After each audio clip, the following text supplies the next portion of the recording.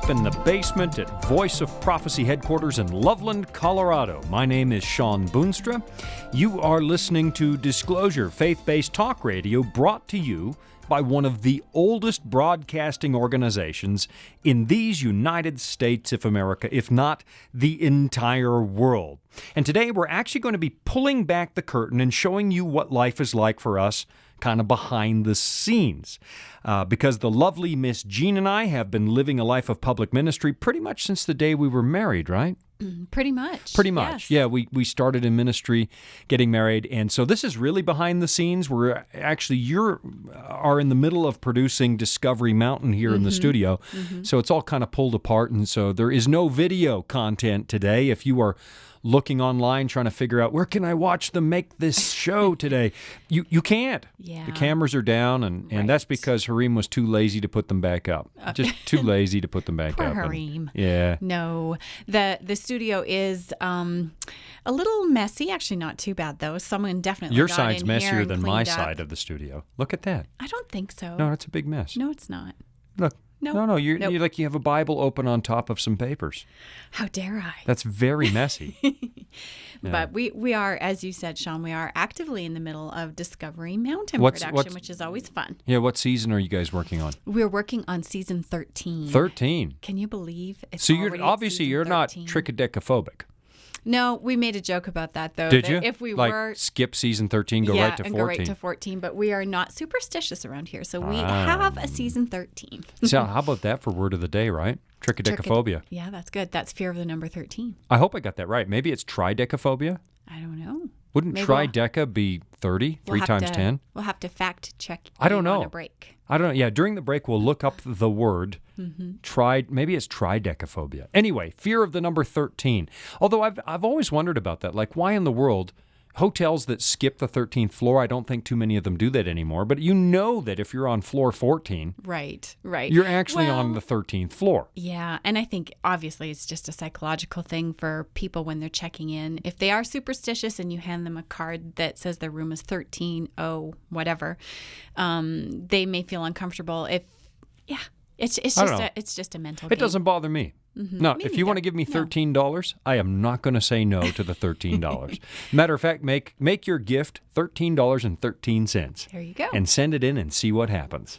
Yeah. So no, I'm not afraid of that. There were some superstitions though. You did grow up with one. I know you did in your house. I grew up with quite a few. Did you really? Yeah, my mom is a little bit superstitious. Hey Mom, we're about to throw you If under the she's bus. listening. Do you remember? I think I bought What you. was it? No, we bought somebody knives, and you're not supposed to give knives as a gift because that's bad luck. Right. Right? Right. You got me a knife for my birthday this year. Uh-oh. Yeah. I did. And then That's true. I guess the superstition says that you have to pay $1 for the knife so that it's actually not a gift. Right. I see Harim nodding. Harim, did you grow up with that? No knives as gifts? Yeah, you wouldn't mind a nice knife as a gift, right? Yeah. There you go. And Nothing bad has happened yet, right? I'm going to pull it out right now, this birthday knife, and just cut myself. Oh, so unlucky. That's not true. No. It's not true at all. Hey, well, listen, let's actually we're not here to talk about, the 13th floor, and we're not here to talk about giving knives as gifts. So let's kick the ball down the field and see what happens here. We're going to be talking about life in ministry. We thought we'd give you a peek as to how the Boonstras roll in their day-to-day lives. And maybe it will help you appreciate your pastor a little bit more, or I don't know. I think we're going to see some really good spiritual content out of this discussion. But, Jean, let me ask you this right up front. Sure. When you were a little kid growing up, as opposed to me, who was once a little kid and still I haven't grown up. Still right? in but the process. you're absolutely the adult in our marriage. Right. When you were a kid growing up, even when you and I were dating, I met you when I was not quite 20. No, it was a couple of months, not even a couple of months before your 20th birthday. Looking down the road from then, is this the life you thought you'd be living, right? What did you think adulthood was going to be like? Oh, wow.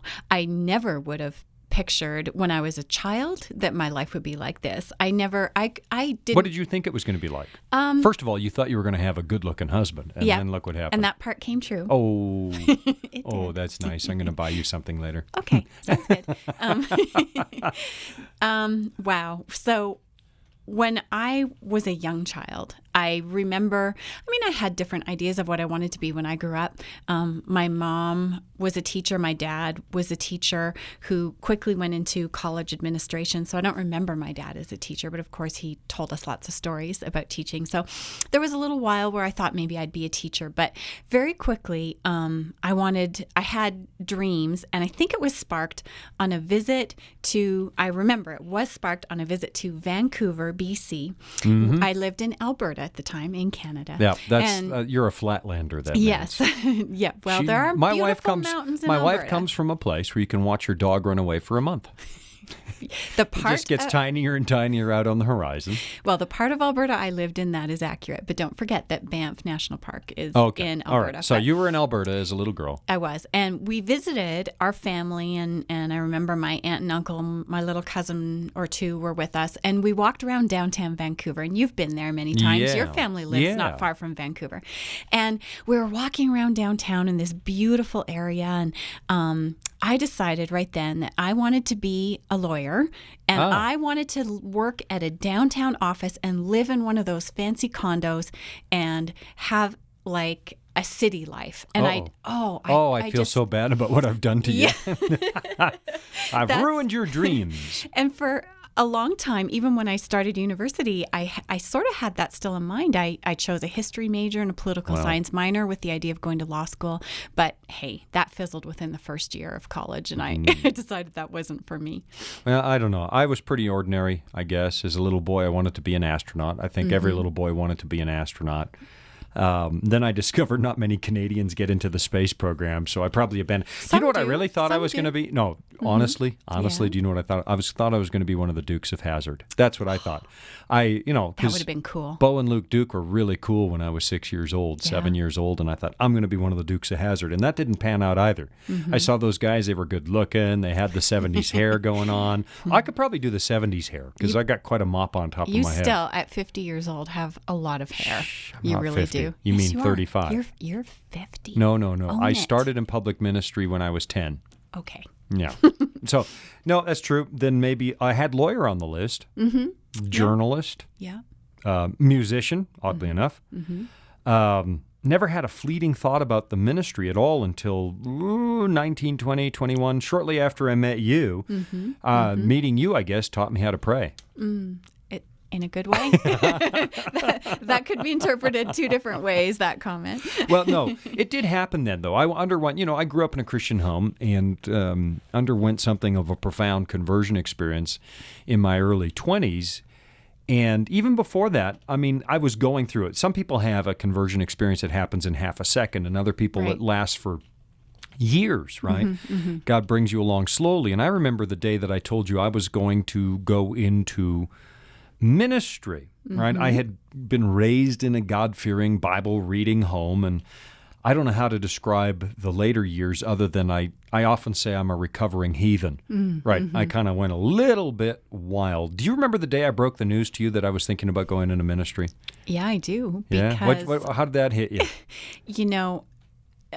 I'll start with the answer and then I'll share the backstory. I knew it. At that point, I knew you were going to be a minister, and I told you that, and you couldn't believe it. Come on, man. I know. How did you figure me out in 6 minutes flat? And we've been married now 27 years, and I still don't understand you. Not at all. Oh, you're getting better every day. Hareem, have you figured women out yet? No, I got a big no out of him. No.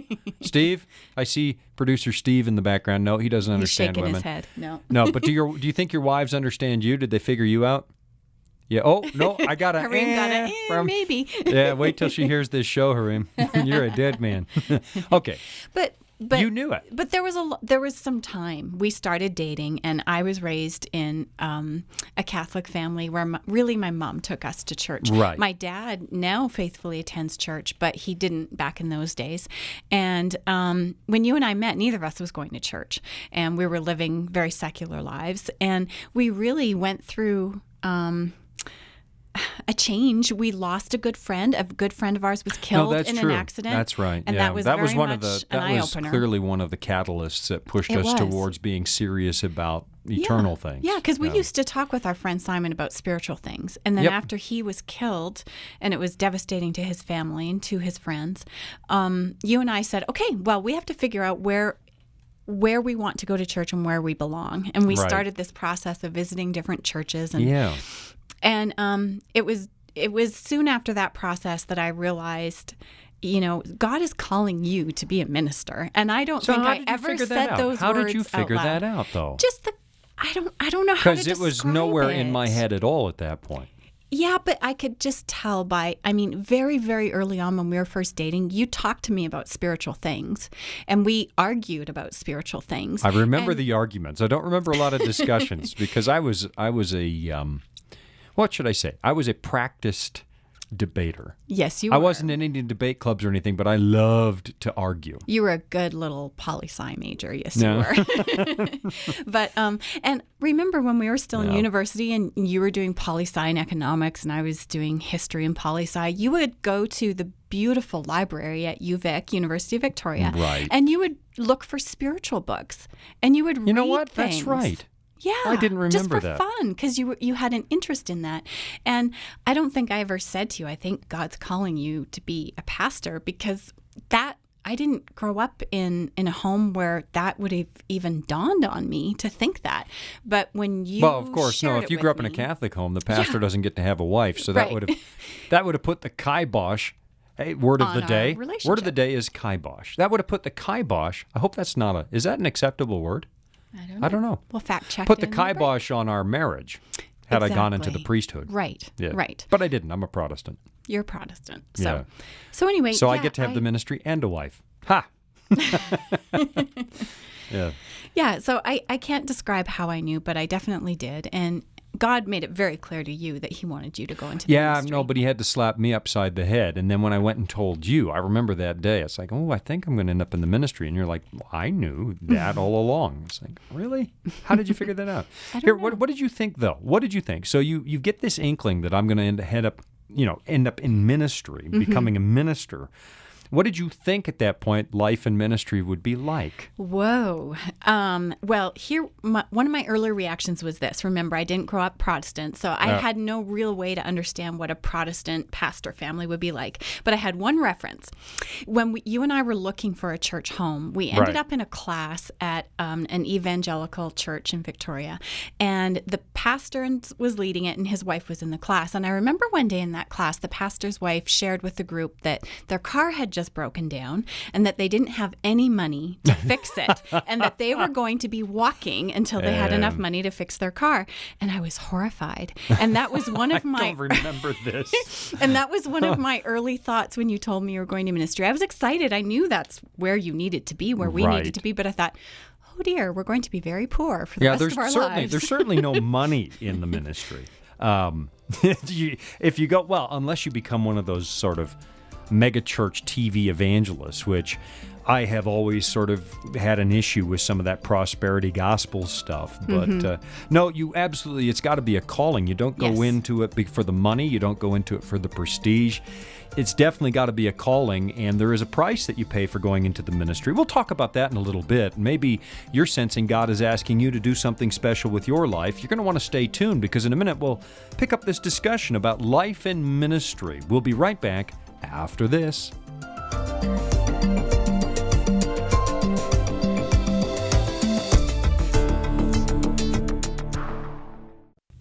Retirement planning can be a stressful process, but it doesn't have to be. The friendly people at the Voice of Prophecy can walk you through the entire process and explain all of your options based on your specific needs. Whether you'd like to set up a trust for income or make a gift that will benefit your loved ones and change lives through the Voice of Prophecy, we're here to help. To learn more, call 1-800-348-5993. Earthquakes, tornadoes, wildfires.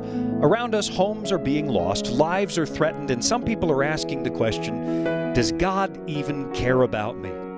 The Bible answers that question, and what it says is very encouraging. Find out what God says regarding this topic and some of life's greatest issues in our free Discover Bible Guides. Go to VOP.com and click on Study, or call us 888-456-7933.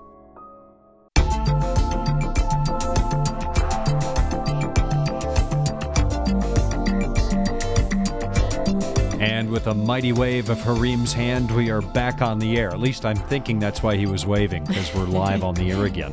My name is Shawn. I'm with my wife, Jean. This is Disclosure from the good folks at the Voice of Prophecy.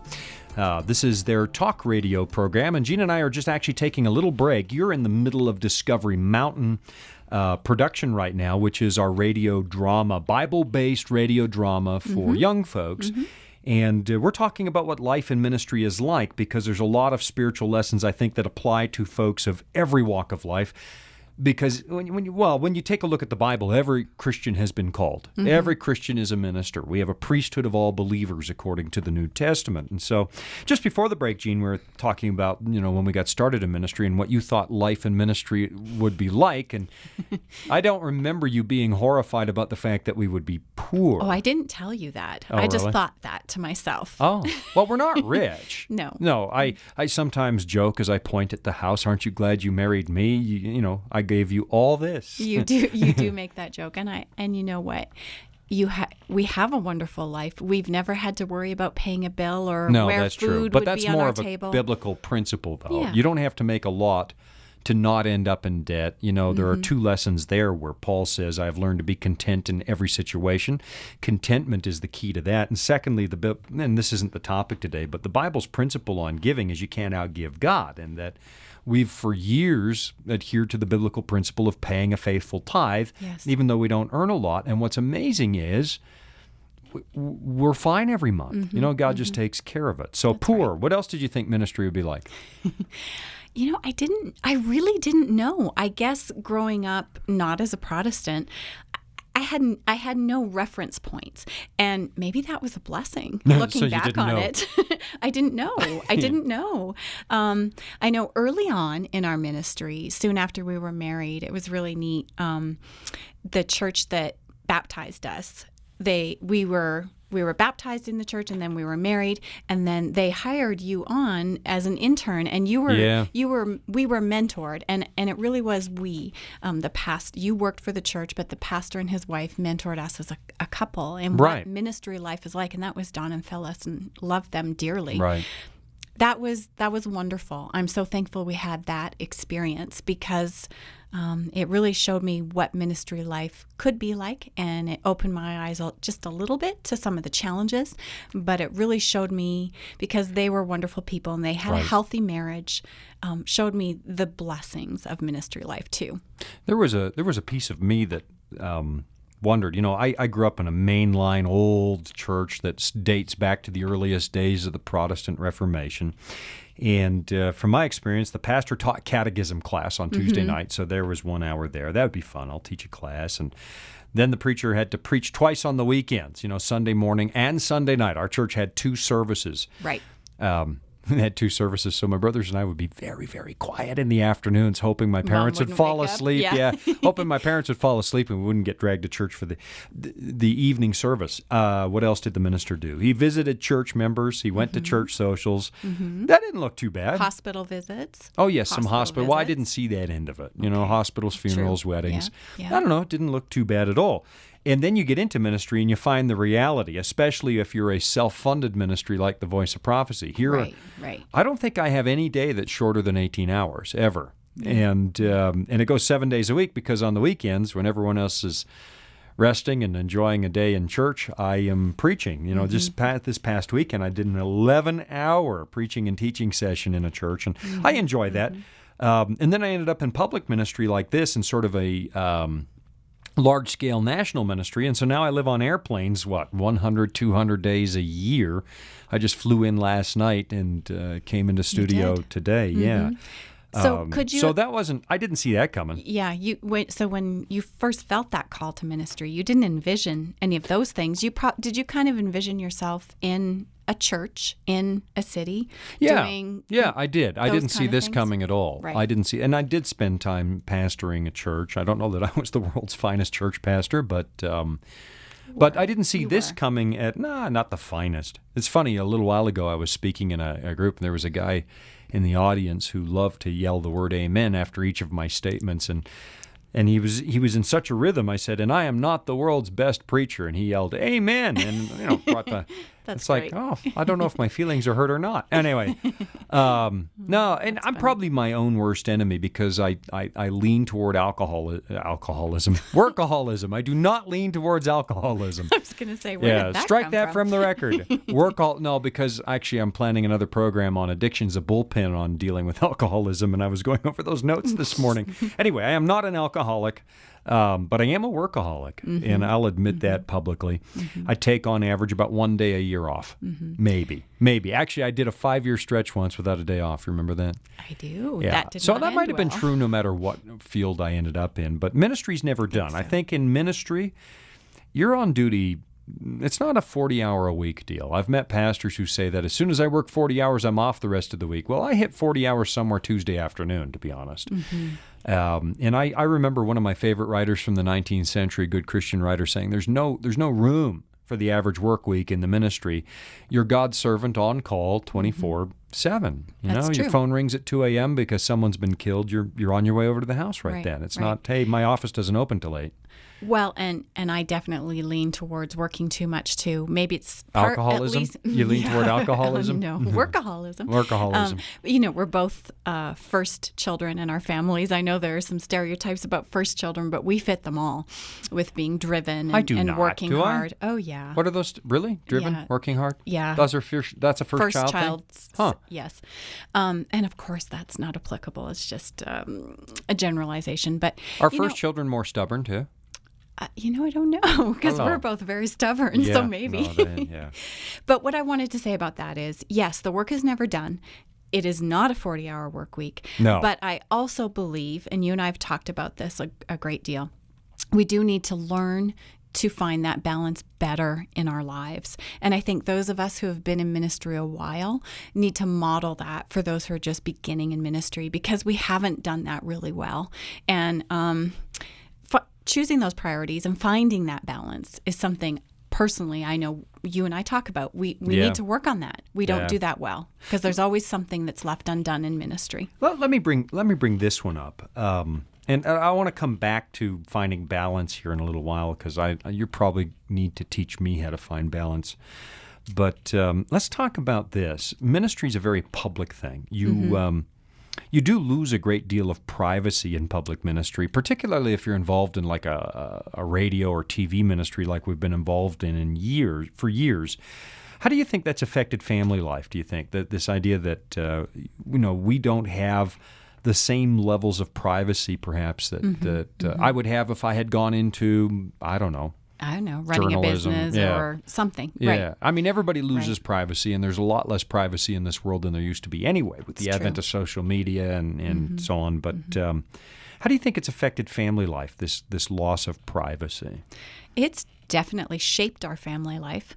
I wouldn't say that our daughters feel like it's affected their life because they've grown up this way. So to them, the way we've I've never shaped thought our about family that. life, This it's is just normal to them. So our kids aren't aware of the fact that they're not living a normal existence. No, not really. I mean, everything they've experienced, we've been in ministry since they were born, since before they were born. So everything they've experienced has been in that context. But comparing the families you and I grew up in to the one we have shaped with our daughters, we're much more private. And I think because you have traveled for years, and I'm now traveling as well with my work, we really value the family time that we do have. And where another family might invite friends over or plan a big meal or a big social get-together, we just value so much being together, just our small little group, that we tend to just spend that special time together, and it's so valuable. And and there's less of that now that they're and there's grown less up of and that. out of the nest. Natalie's off at college already, and Naomi's soon to follow. So that's different. I think too. We've been a little more guarded maybe in certain social settings. Yeah. Not that that's a good thing, but it's just the way it's had to be. Well, yeah, and here's what I want to say is that in ministry, particularly this kind of ministry, I don't want to sound like I'm complaining because I love what God has called us to, but there's this tendency in Western Christianity we've got this consumer attitude about church, and it's backwards. It's not a New Testament model whatsoever, but in a lot of North American churches, people go to church, and they think, okay, I pay my tithes and offerings, and now I want to see what the pastor's going to do to entertain me. And you become something of a product. And that's particularly true in Western Christianity, where you have a self-funded ministry like the Voice of Prophecy, right? We have to raise all the money for this. And so you become this product, and people, they tie themselves to a personality, and the personality that they tie themselves to isn't always the real you, although I don't think I have a different persona on radio. You're pretty transparent. Yeah, like I don't ever put on an air or an act, which gets me in a lot of trouble. One of the things we had to really fight, though, was this temptation. A lot of people were pushing, when our kids were little in particular, put your kids out there.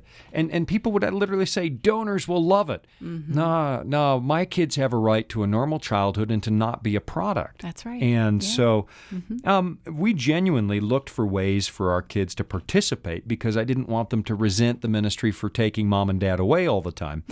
But letting them be products, no, that one was no, though they have a right to be normal children, to make their own mistakes and so on. You said about, go ahead. Oh, it would be interesting to do a whole program sometime, Shawn, about pastors' kids and their experiences. Maybe get a few in here and talk to them. But pastors' kids know the truth about their parents. They know the ugly truth about their mother. About their mother, not their father, just their mother. Got it. You said you have to be guarded, and I know we're going to come up against a break, but it's true, because here we are, we're up front all the time, and people do feel a sense of ownership because you're up front. Oh, they don't say that. They would never define it that way. Oh, No, we of own you course because not. you're up front. Right. And then your life, they feel, belongs to them, and they have the right. And so, we've had to think twice sometimes about what we actually say in public. That's not easy for me because, as you say, I'm very transparent. I will tell everybody, I had a colonoscopy yesterday. And no, I will. I'll tell everybody, and I'll tell them more than they want to know, to be honest, because it's sort of how I'm wired. But the next thing you know, that story gets legs and it's spreading all over the place. Well, you had to have a colonoscopy because he's dying of colon cancer. Right. That kind of stuff has happened to me. Years ago I got sick. I got sick on the job 10, 11 years ago. It was pretty serious, and I had to step down from my position in another rather visible ministry. And I got online one day, and here's this thread online. I know Shawn personally, and I know the real reason he had to step down. And they were telling a bunch of garbage, like I'd had an affair or I was dying of some horrible disease that I'd picked up in Africa. And I actually challenged them online. Oh, you say you know him. Yeah, I do. I do know him personally. I said, that's odd because I am him and I've never heard of you. And he got really embarrassed and disappeared off of that forum. Yeah. But the gossip is one thing. And I don't care if people gossip about me, but I've had to be really guarded so that what I say doesn't come back on my kids. Yeah. Right? And exactly. And that's sort of the line for us. We can handle it, you and I. When it affects our kids, that's where we sort of go into protective mode. No, that's right. And we have had to do that in certain instances, be more protective. Right. If one of our kids has to go to the hospital, we don't say that in the public because someone will, it's their business. It's astonishing what people think they know. Anyway, yeah, and believe it or not, gossip is alive and well in Christian churches. We ought to do a show on that because God condemns the talebearer. It's a form of murder. You're taking away a bit of... All right, we got to take a little break, and I'll tell you why it's a form of murder in a moment.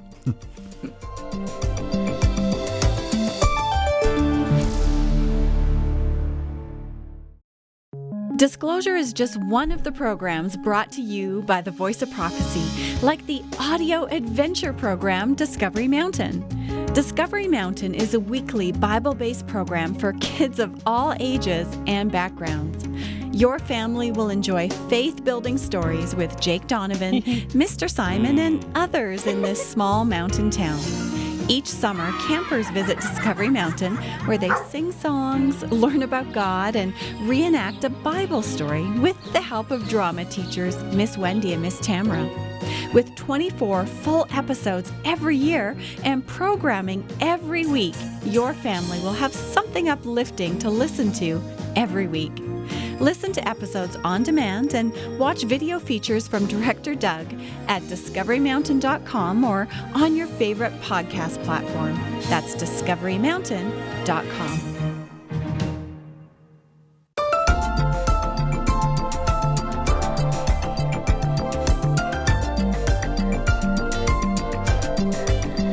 All right, I left a little bit of a cliffhanger before the commercial. I was saying that gossip is a form of murder.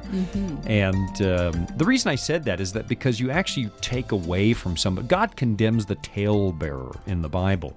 He condemns gossip, and the book of James talks about how the tongue is like a burning fire, right? And the tongue is a really lethal weapon because, well, you can steal somebody's life. You start a story about them that simply isn't true, and then their stock value goes down in everybody else's eyes, and their life becomes worse. It's a form of stealing their life from them. And so murder might have been a strong word, but it really is. Kind of like Jesus says, hatred is a form of murder because you're taking from somebody's life. It's not your right to do that. And so in ministry, we've had to be careful because tongues wag. We're out in the public, and so we do not put our kids' business out in public, because they don't deserve to have somebody sort of start running them into the dirt and spreading stories about them. Right. Yeah. We kind of learned some of that as we went. You remember when our girls were young, we had someone who sort of adopted them. They became adoptive grandparents, people we were close to. Yeah. And they had a grandson, and our girls started referring to this grandson as their brother because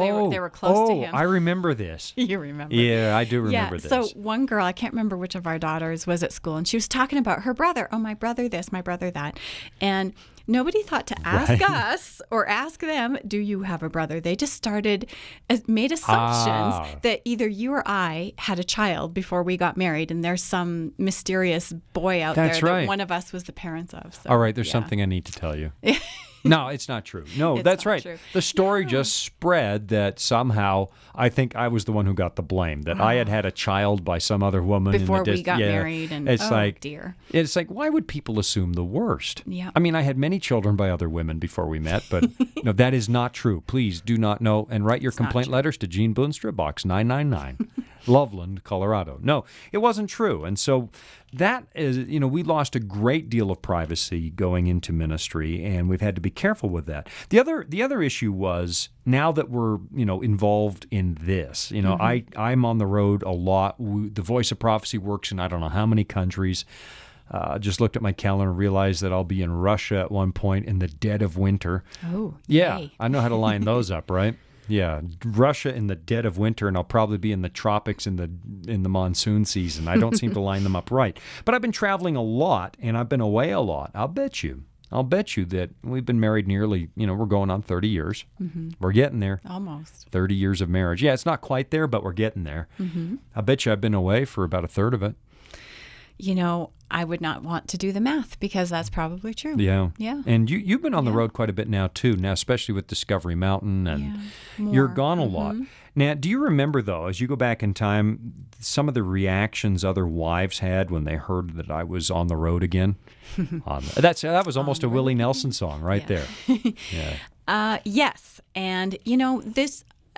I've gotten a lot better with this as the years have gone by. But when you first started at the television ministry we worked at, and you were first kind of more in the public eye, and your travel was at its peak at that time, and our girls were still very young, and I was still trying to figure everything out.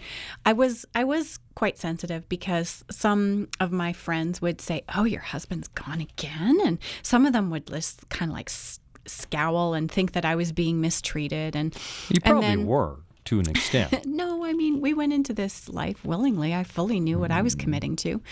And we made a choice, too, that some families ministry families choose to homeschool their children, and the families travel together. Right. We chose. Oh, that would not go well. You and me in an RV? That would not go well. No. And our oldest, we'd have to put all the sharp things away. And our oldest daughter, just the thought of homeschooling horrified her. She's incredibly social. So we made the decision to put them in school, and we knew being apart was part. Try and give them as much of a normal existence life as we could, as possible.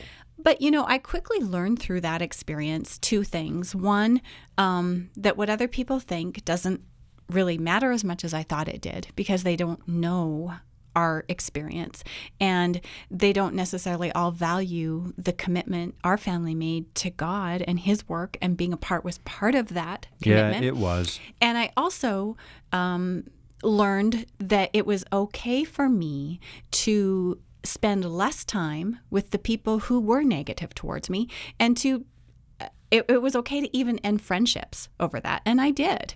And I purposely cultivated the people who were an encouragement to me and who didn't drag me down. Wow. So that was a growing experience for me. How about you? Did you ever get any feedback on that? No, not as much, because I think it was largely the wives who, look, men have gone away to work forever. And it wasn't like I went away after the Civil War to go build a railroad and was gone for 6 months at a time, but it would often be 7 weeks or more at a shot.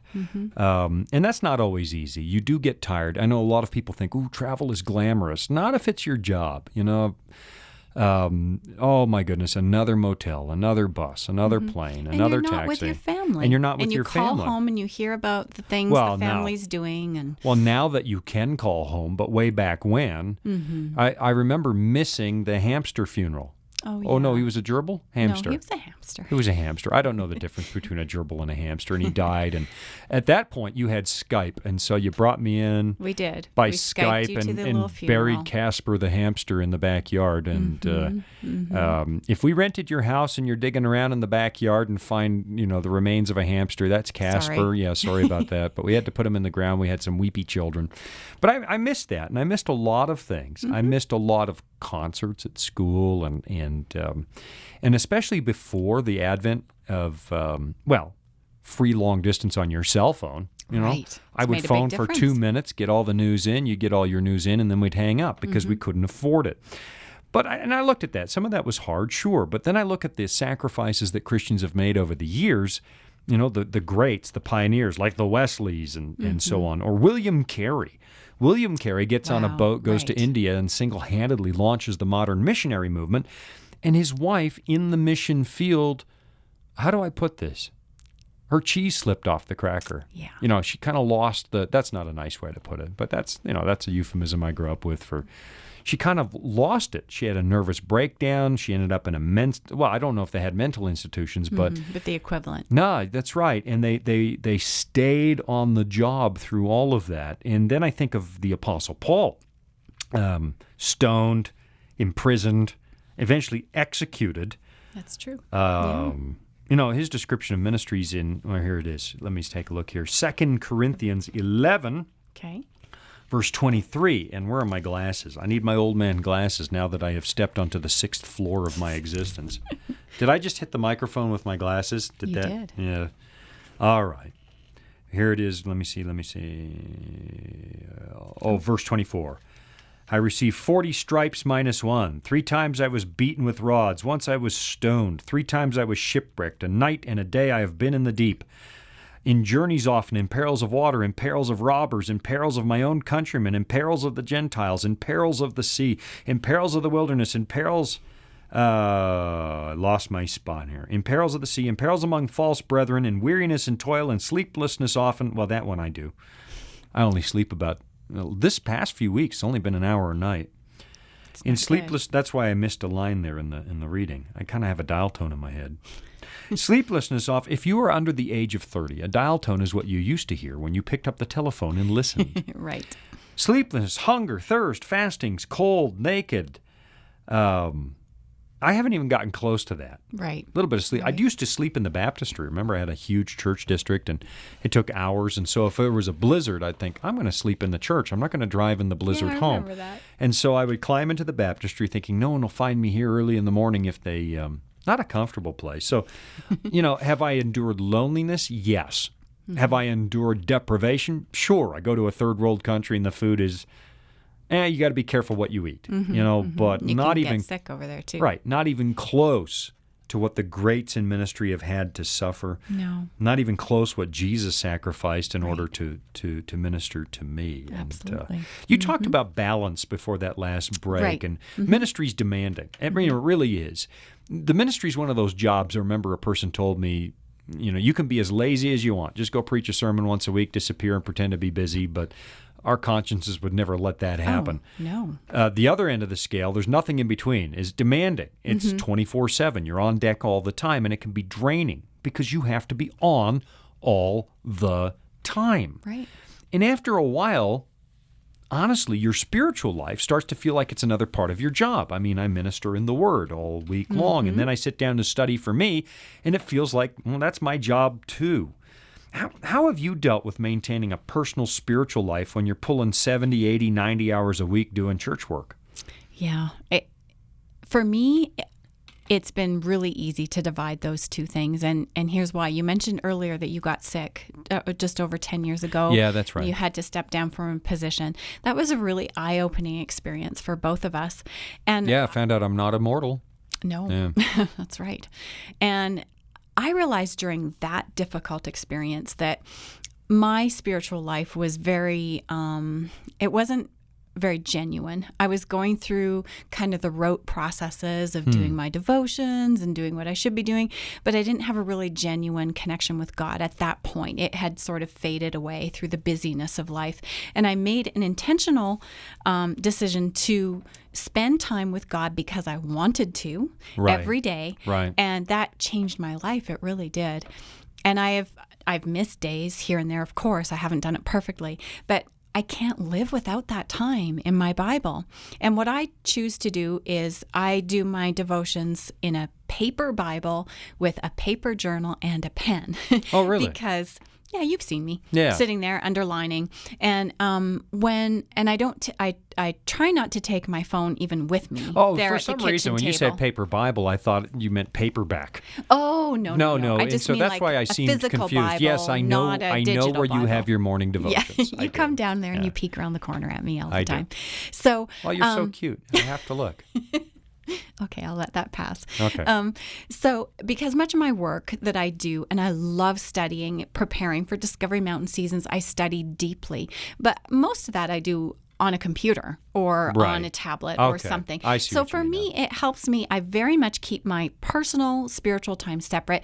Does that mean that I don't get ideas for Discovery Mountain when I'm doing my personal devotions? Of course I do. And I just jot them down in my journal. But I allow the devotions to inspire my work, but I never count my work time as my devotional time. And for me, that's really helped, and it's grown my faith. How about you? I'm not as careful. I blend the two. Ministry is probably how you grow the most. There's an old book called Steps to Christ from the 19th century by one of my favorite authors, and she describes how it's ministry. It's ministering to the needs of others that forces you back to your Bible and to prayer because you don't have answers for people. You really know you don't. And I blend them. Although I try to now, I've gotten better in the last year. I try to make some kind of a difference. It's not easy to separate the two. So sometimes you'll come upstairs here at the Voice of Prophecy. You'll notice my door is closed. And my door is closed because I'd like to pray and I'd like to study. And one of the things I've started doing is I stop by a little lake here in the summer. There's a little lake on the way to work with a picnic table, and I go there like at 6 o'clock in the morning, and I decide I'm going to make this just between me and God and let Him speak to me from His Word here for a few minutes by the water in the early morning hours. And that doesn't work so well in the winter when it's dark until... Whose idea was that? Dark until... Yeah. We need to move the clocks back. Thank you very much. But... so I try and separate them. I hear the music playing, so we're going to take a little break and come back talking about life and ministry, and that affects you. You'll find out why.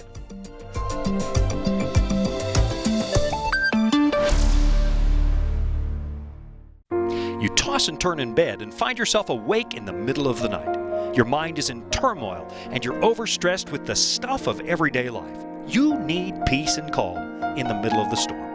The answer you need is found in our free Discover Bible Guides. You can get yours by contacting us at VOP.com. Click on the tab that says Study, or call me at 888-456-7933. That's 888-456-7933. As you may know, the Voice of Prophecy is supported by people just like you. We provide Christ-centered programs and Bible studies free of charge so that no one is left out. If you've been blessed by these programs and would like to pay it forward, we invite you to visit VOP.com/give to make your tax-deductible donation. We're equipping the world for Christ to come, and your support will make a direct impact on so many lives. That's VOP.com/give.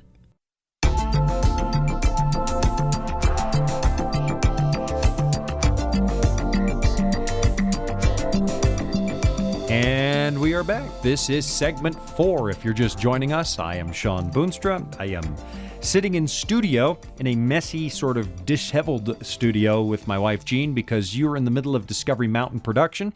If you're looking for the video of today's production, it doesn't exist because we kind of ran in here to do this show and between Discovery Mountain takes, and I don't know, we just wanted to sit down and pull back the curtain and show you what life is like on this side of the microphone in a real way. And we were talking about, what do you do when you work in ministry? In our work week here, I don't think it's an exaggeration to say it's an 80-hour work week. Sometimes it's more. I've clocked 90, 91 hours a week. And it's hard for me because, it's hard for me to separate my personal devotional life from work and ministry. On the one hand, I want to be studying. We're going to make a new radio show. We're going to create a new documentary. We're going to do this. We're going to do that. And I'm studying. And it's become a challenge sometimes for me to step off of the treadmill and make sure that I'm getting time, Shawn time with Jesus. That's really what I want to call it. Now, I'm not one who says you must separate the two because a life in ministry is how you grow. I referenced that book. It's a classic. If you don't have a copy of Steps to Christ, get yourself a copy. It's one of the most brilliant books written in the 19th century. Look at this. I magically have a quote since the break, right? If you will go to work as Christ designs that his disciples shall and win souls for him, and that's the one thing that Jesus ever asked the church to do, you will feel the need of a deeper experience and a greater knowledge in divine things and will hunger and thirst after righteousness. You will plead with God, and your faith will be strengthened, and your soul will drink deeper draughts at the well of salvation. Encountering opposition and trials will drive you to the Bible and prayer. You will grow in grace and the knowledge of Christ, and will develop a rich experience. It goes on for about a page, but I thought that is absolutely right. The first time I saw that, I carry a copy of that with me everywhere I go, because ministry does force you to grow. And see, ministry is not just for the clergy. It's not. The Bible describes a priesthood of all believers, and frankly, if you have come into Christ, if you are a part of the body of Christ, you are on deck. This assignment applies to us all. We have all been given the ministry of reconciliation, and we have all been called to be witnesses, and so ministry is a part of what every Christian is supposed to do. And so it ought to be a part of your spiritual growth. It ought to be a part of what you do every day. And I'm not sure it's so easy to separate your personal experience with Christ with the ministry you do for Christ, whether you happen to be paid for ministry or not. Now, that having been said, I do try and differentiate a little bit so it doesn't feel like work. Right. Yeah. Well, yes. And, I think the big reason that I feel so much the need for my morning and my personal devotional time is because I feel so completely inadequate in and of myself to do his work. And so I feel like I need that time with him to fill me so that I can do ministry. Right. You can't share Christ if you're empty. Right. You can't minister to others if you're empty. And I don't think that, again, I think that goes further than the paid people in absolutely. ministry. It's because we're all called believer. to minister to our fellow. And I'd like to say to somebody listening, if you find that your Christian experience is getting stagnant, then start working for the benefit of somebody else. Put self aside. And I've found that statement written back in the 19th century to be absolutely true. It'll drive you to the Bible and to your knees in prayer. It'll deepen your relationship with Christ. What has ministry taught you about human nature and maybe Jean's nature? Well, is that too personal? No, it's just that's very broad because it really has. So, it's shown me many things. One thing that I think I'll zero in on is selfishness. I know I'm a selfish person, as I guess we all are. But living a life in ministry has made me realize that beyond the shadow of a doubt. But what it's also shown me is that somehow, I can't really explain it, being in ministry is also somehow the answer to that selfishness. It shows me my failings, but it helps me work on my failings by pouring myself into something that will benefit others. It helps with that in a way that I don't know. If I had a secular job, I don't know. Maybe I would get more ingrained in my own selfishness. I'm not sure. Know. Yeah. Well, that's why I think that's one of the reasons that every believer should be a minister, whether you're paid for that or not, because it does take eyes off of self. Anytime I'm tempted to feel sorry for myself, the people that I'm working for in ministry humble me. It's like, my goodness, they're much worse off than me, and they're happier. Right. Or, right. They're clinging to God by faith. One of the things I've noticed, in ministry in particular, and I'm about to let the cat out of the bag. I won't throw any individual under the bus. If you and I have ever worked together out there listening, and you're afraid that I'm about to reveal something, I'm not. Okay. But I have discovered this by listening to tens of thousands of people over the years. Human beings are all the same. Yeah. They're all the same. Yeah. Even the best kept, most composed, dignified person, I don't care who you are, you have some skeletons in your closet because we all fall short of the glory of God.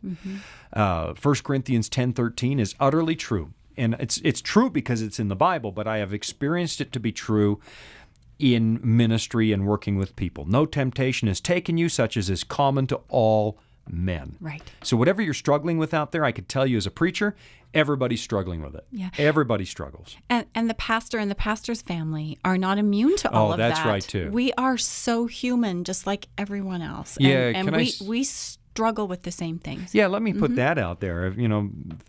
Pray for your pastor and the pastor's family.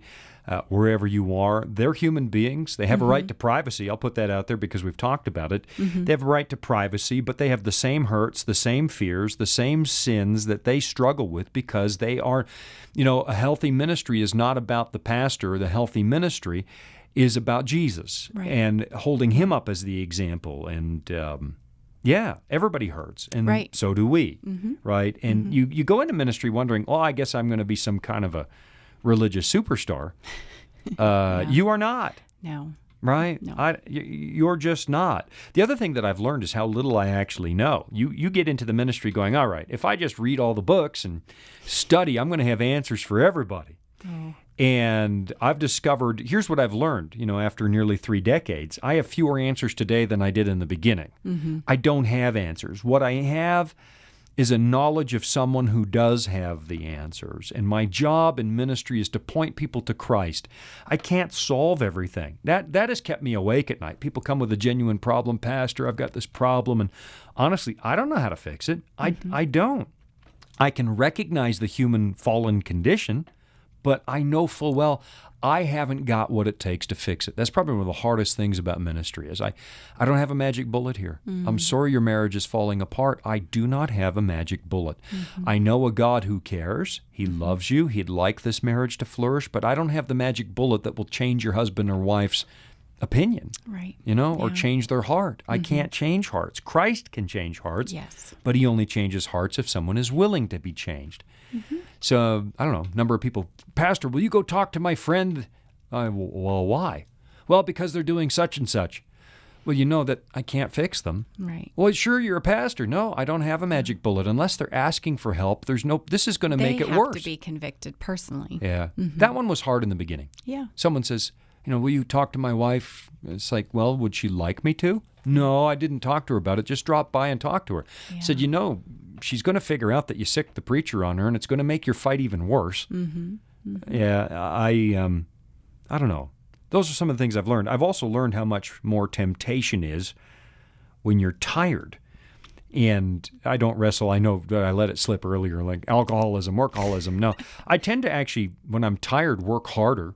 Yeah. But the one that for me is, I've got a hot Frisian temper that I've tried to master over the years. You tell me I'm getting mellower. You are definitely. Am I getting mellower? Yeah, yes. Was I angrier, more, vivacious is the wrong word. I don't know. But you are getting mellower. But when age. I'm tired, that old nature pops to the surface better. And this is tiring work. I think that's true for all of us when we're either in pain or don't get enough sleep. Everything is just magnified. Well, Absolutely. It is. But then I watch Jesus, and Jesus is absolutely exhausted. He's rejected. He's lonely. He's mocked. He's tired. And he doesn't sin. That's true. He doesn't sin. And again, that's the point. Jesus is the example in ministry. The other thing is that Jesus actually withdrew once in a while, and that one's hard for me. He'd go away for 40 days to recharge his batteries, to pray, and to that's There's a good lesson in there. Yeah, for but I those of feel us who do guilty. ministry I feel work. guilty if I'm gone for half a day. I know. I was going to be know. gone half a day this morning, and I didn't. I came in. Yeah. Well, here's one more. Okay. What have you learned about God in the last 27 years of working for Him full time? 28, whatever it is, 30, 40, 80. I don't know how many years you've been working, but. Yeah. A few things. He's so much bigger than I ever imagined. As a child, I mean, I was fortunate to grow up in a home where I did learn who God was, and I learned to pray, and I learned Right. to read a little bit from the Bible. So I knew of God and of Jesus when I was young, and I'm incredibly thankful for that. But as I've gotten to know Him more, and I've grown in ministry life and just as a Christian, He's so much bigger and more powerful than I really ever could imagine. And that'll probably continue, me feeling that way. But I've also learned at the same time, and on the other hand, He's totally and completely accessible to me. I mean, Right. little me, I can have access, direct access, and I feel that He is very real and present in my life. And yet He's so awesome in the true sense of that word. That's probably the biggest thing I've learned. And also, it's given me a way of seeing other people. I've tried to see other people through God's eyes, and that I don't think we can ever do that perfectly. We're all human, but it's helped me to be better at that than I would have been without being in ministry or without having God in my life. How about you? Well, here's what I think. I mean, a number of things. Number one, He always knows better than me. Mm-hmm. And God has a way of taking my best laid plans and snatching them away from me at the very last minute. Yeah. Thank you for working so hard, Shawn. Yeah. But we're going to be doing it a little bit different. And I'm talking like major public events where you strategize for 2 years, and then the week of opening night comes along, and bang, all your plans are out the window. And God says, it's like He's saying, thank you for being faithful, but I'm going to take over now. Yeah. And it'll be bigger. And He always knows better than me. I would agree with always. The number of times I've thought, I want this post in ministry, and I fought for it and found out I was actually fighting something much more suited to me the whole time. The other one, God sometimes goes silent for your own good.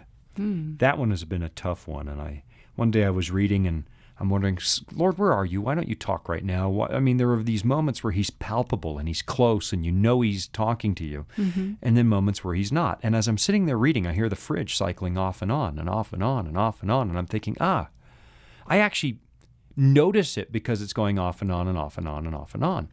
If it was droning away incessantly, I would tune it out. Oh. And so I wonder sometimes if Powerful. God hasn't gone silent on me in ministry because He's saving it for when I really need to pay attention. He never goes silent. I mean, He always speaks through His Word, through the Holy Spirit. But there are these moments, where He just directly intervenes. All right, quickly, we got 1 minute to go. Your Okay. favorite thing about a life in ministry?